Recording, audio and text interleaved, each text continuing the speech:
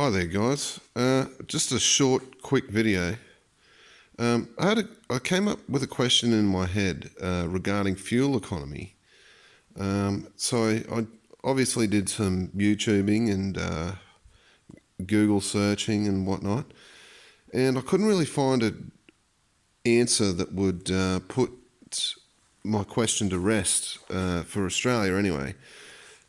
For generally a climate that doesn't have really crazy sub-zero temperatures. So the question is, how does the seasons affect my fuel economy? Now, obviously, the obvious answer is you're going to get better fuel economy in winter because the air's more dense, right? However, I had a thought. If the fuel is quite cool, and where I live it gets down to nearly 0 degrees Celsius usually, if the fuel is quite a bit more dense, does it have a harder time atomizing as it goes through the injector and giving you a better atomization into the engine, thus, or giving you a worse and more dense atomization than it would if it was, say, summer and the fuel was warmer, even though the air is cooler? And I just couldn't find an answer to that. And apparently, a thing that happens overseas, in a lot of European countries and in America, is what fuel company, I didn't know this was a thing that happened, but what fuel companies will do is they actually change their fuel blend for winter, especially in sub-zero climates, to help with antifreeze. And when they do that, it actually gives most cars worse fuel economy. And I was kind of like, oh, I wonder if they do that in Australia, but we don't really get that cold here, so it's hard to say. So I think there might be a fine line that maybe the computer in the car might try and compensate with it, but like your normal factory everyday car computer, something like this or an aftermarket computer is always going to go for its target.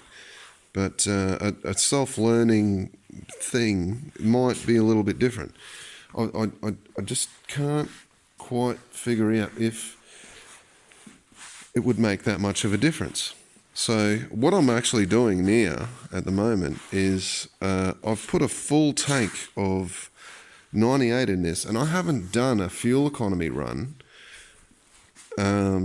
since I had my W58, and now, which was a 5-speed gearbox, and I used to sit at about 3,000 RPM on the highway with that.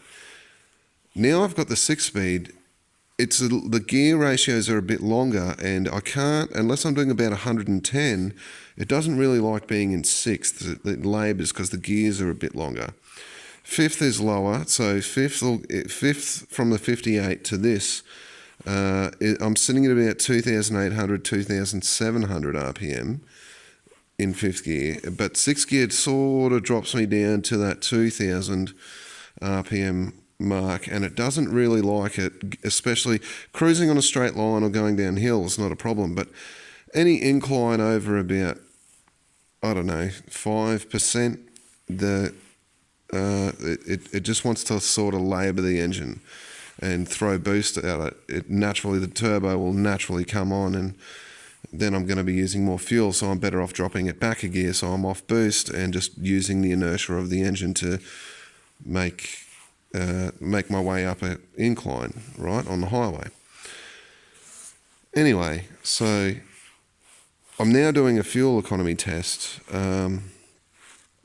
So I've actually, my last fuel economy test I did, I was on a very long 10-hour drive up north, and I didn't boost it except maybe 1 or 2 times, and I got 670 kilometres out of a tank of 98 with the W58,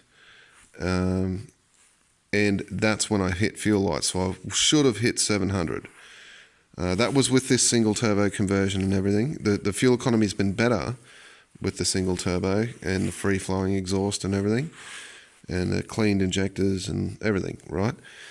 So now I've really been trying to keep it in sixth as much as I can, and then drop it to fifth only when I need to see if I'm getting better fuel economy from the 6-speed.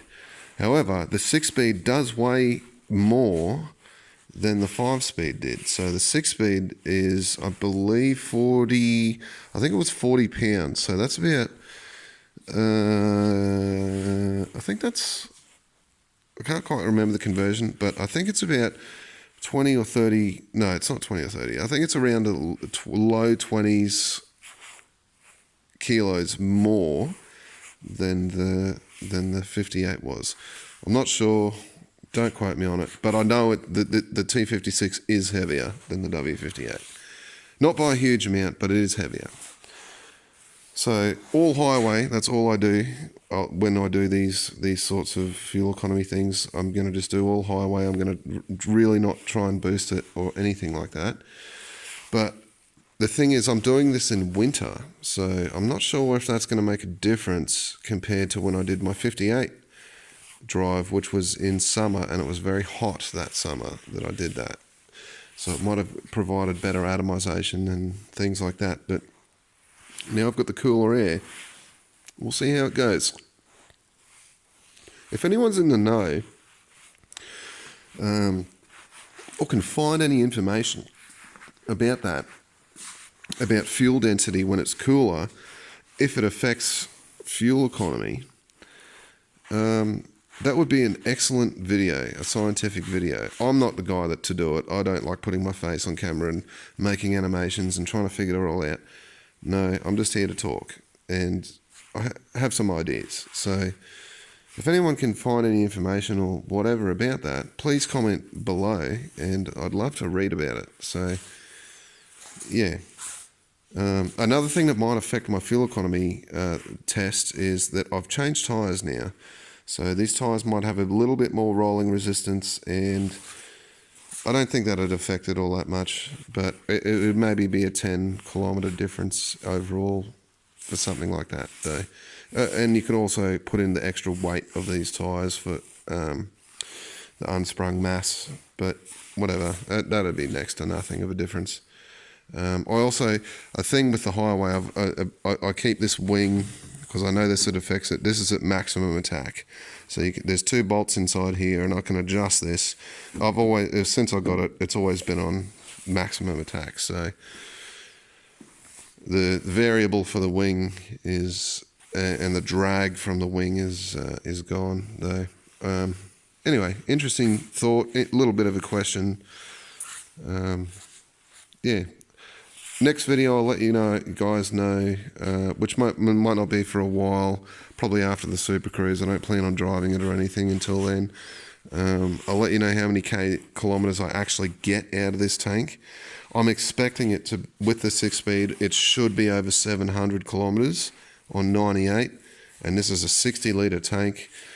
I did brim it, which is about 63, 64 litres, so it was filled right to the top. So I should be over 700 Ks if I don't boost it at all, and I just drive it like a normal person, keeping it off boost and just letting the turbo help air into the engine, keep it at that -5 PSI mark instead of 20. Especially on the highway, you just sort of find it on the boost gauge and it just gets up towards neutral, and I'll just sort of keep it a little bit below there, so the turbo's helping air into the engine, but it's not forcing it in, so the injectors aren't firing crazy. Anyway, just a little thought, little quick video that actually ended up as a 9-minute video. Thank you very much. All right, till next time, cheers guys.